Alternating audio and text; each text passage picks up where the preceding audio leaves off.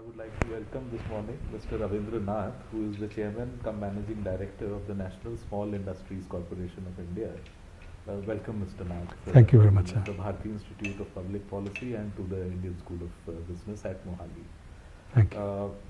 Mr. Nath, the Prime Minister had announced a startup and stand-up concept, an idea on the Independence Day from the Red Fort in 2014.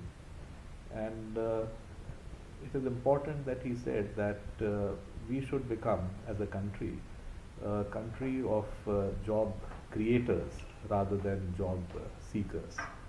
And in that context, the Government of India has also come up with a startup roadmap and a stand-up roadmap.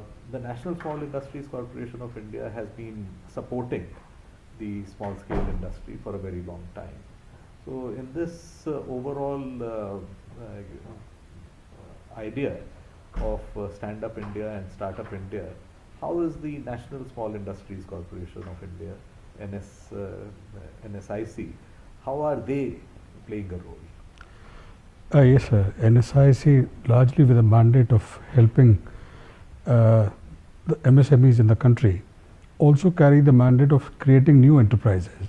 That is what we have been doing, I would say, rather since the inception of this company in 1955.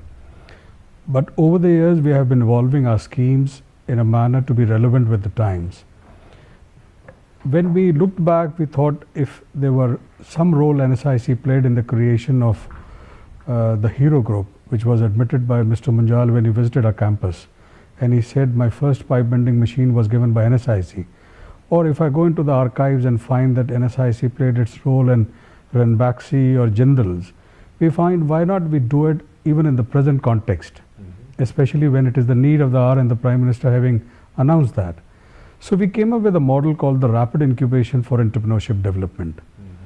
This model of ours was more towards livelihood business creation. We start very important, I think. Yeah, wherein because something which requires less of investment, doesn't require a lot of technology inputs into that, and even if we have on one side the graduates of technology coming in for and learning entrepreneurship, we have some of the school walkouts also finding this to be the most appropriate place for them to get engaged and earn a livelihood. So we started this model of rapid incubation for entrepreneurship development, starting off with a 3-month structured course. First center we set up in Delhi in our campus, and then gradually we started spreading it. It is here that we expose the candidate to what is entrepreneurship, giving him a brief of that.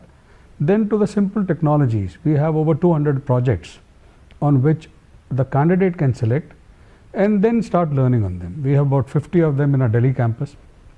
Simple low-cost technologies, where we have these soya milk plant, we have a bread and biscuit making. Incubators, livelihood incubators, you started some time ago. We have until now, how many people would have set up enterprises through these incubators? Very relevant question, sir, because the success lies in how much people have turned out of it.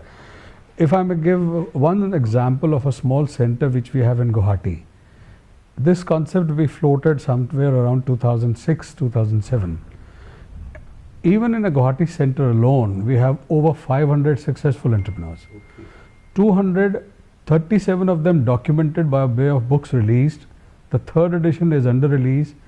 And similarly, from our Delhi center, from the new centers which we have set up, there are a lot of people who have already set up their own enterprise. I think this concept has also caught the fancy of a lot of countries outside of India. So could you tell something? Even MEA found it very relevant as a part of the bilateral relationship which can be developed, extended in Africa. So they asked us to set up in 10 African countries. We have already done it in Ethiopia, Burundi, Rwanda and Egypt. Presently the machines are under installation in Burkina Faso. The machines have reached Zimbabwe. And we are also doing it on commercial basis. We have done it in South Africa, where the incubation center was linked with their university, and they found the students coming out of that learning on the machines after their college hours.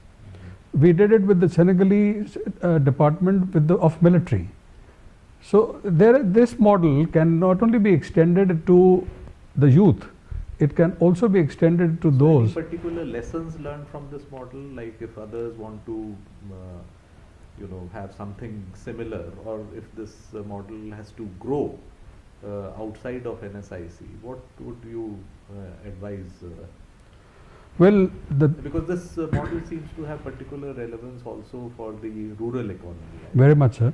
So, and that is a very big catchment, I think. Because in of the recent youth. times, our exposure, our reaching out is more towards the rural part. Mhm. Even in India, like places like Devariya, places like Navada in Bihar, places like Kashipur in Uttarakhand, these are the places where you find a lot of uneducated youth or even educated youth searching for jobs.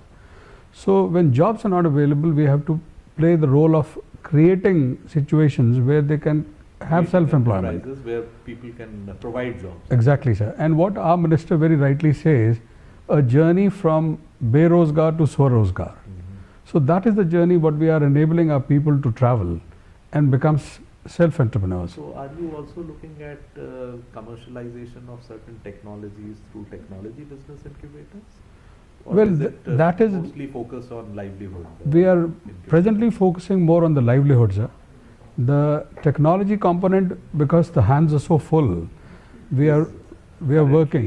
You We are focusing more on the livelihood portion. so we'll get to talk, I think, more about it, and we'll be in constant touch. And very happy once again to greet you at the Bharti Institute of Public Policy and the Indian School of Business. Thank you. Thank you. Thank you very Thank much, you. sir. Thank you, sir.